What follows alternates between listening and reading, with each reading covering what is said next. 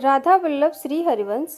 आप सभी का स्वागत है हमारे चैनल क्रिएटिव कहानियाँ पर। आइए जानते हैं इस वीडियो के माध्यम से जगन्नाथ मंदिर का निर्माण किसने किया था। राजा इंद्रदमन मालवा का राजा था, जिनके पिता का नाम भारत और माता का नाम सुमति था। राजा इंद्रदमन को सपने में हुए थे जगन्नाथ के दर्शन। कई ग्रंथों में राजा इंद्रदमन और उनके यज्ञ के बारे में विस्तार से लिखा है। उन्होंने यहाँ कई विशाल यज्ञ किए और एक सरोवर बनवाया। एक रात भगवान विष्णु ने उनको सपने में दर्शन दिए और कहा कि नीलांचल पर्वत की एक गुफा में मेरी एक मूर्ति है, उसे नील माधव कहते हैं। तुम एक मंदिर बनवाकर उसमें मेरी यह मूर्ति स्थापित कर दो। राजा ने अपने सेवकों को नीलांचल पर्वत की खोज में भेजा।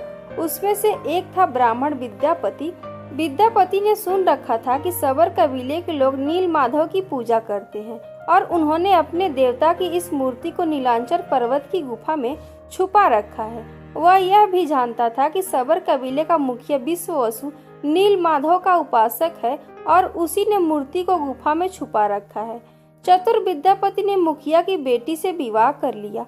आखिर में वह अपनी पत्नी के जरिए नील माधव की गुफा तक पहुँचने में सफल हो गया। उसने मूर्ति चुरा ली और राजा को लाकर दे दी। विश्ववसु अपने आराध्य देव की मूर्ति चोरी होने से बहुत दुखी हुआ। अपने भक्त के दुख से भगवान भी दुखी हो गए। भगवान गुफा में लौट गए, लेकिन साथ ही राजा इंद्रदमन से वादा किया कि वो एक दिन उनके पास जरूर लौटेंगे, बशर्ते कि वो एक दिन उनके लिए विशाल मंदिर बनवा दे।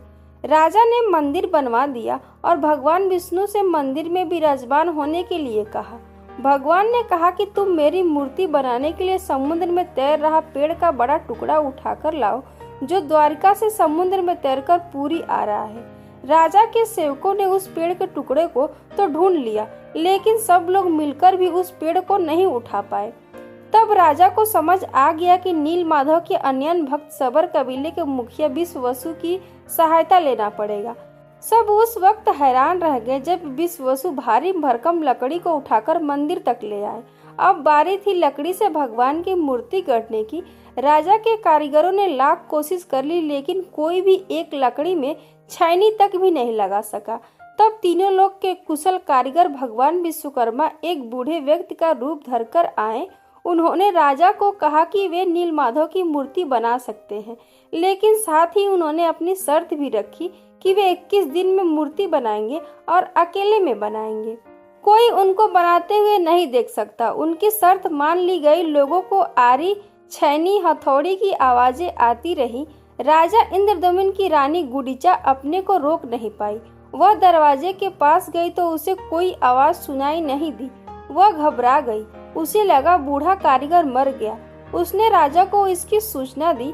अंदर से कोई आवाज सुनाई नहीं दे रही थी, तो राजा को भी ऐसा ही लगा। सभी शर्तों और चेतावनियों को दरकिनार करते हुए राजा ने कमरे का दरवाजा खोलने का आदेश दिया। जैसे ही कमरा खोला गया तो बूढ़ा व्यक्ति गायब था और उसमें 3 अधूरी मूर्तियां मिली पड़ी।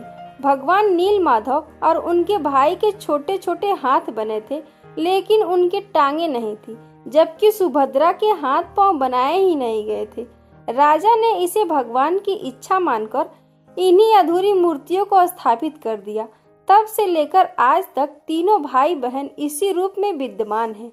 वर्तमान में जो मंदिर है वह 7वीं सदी में बनवाया गया था। हालांकि इस मंदिर का निर्माण ईसा पूर्व 2 में ही हुआ था।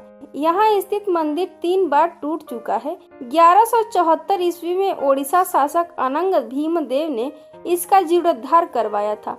मुख्य मंदिर के आसपास लगभग 30 छोटे बड़े मंदिर स्थापित है।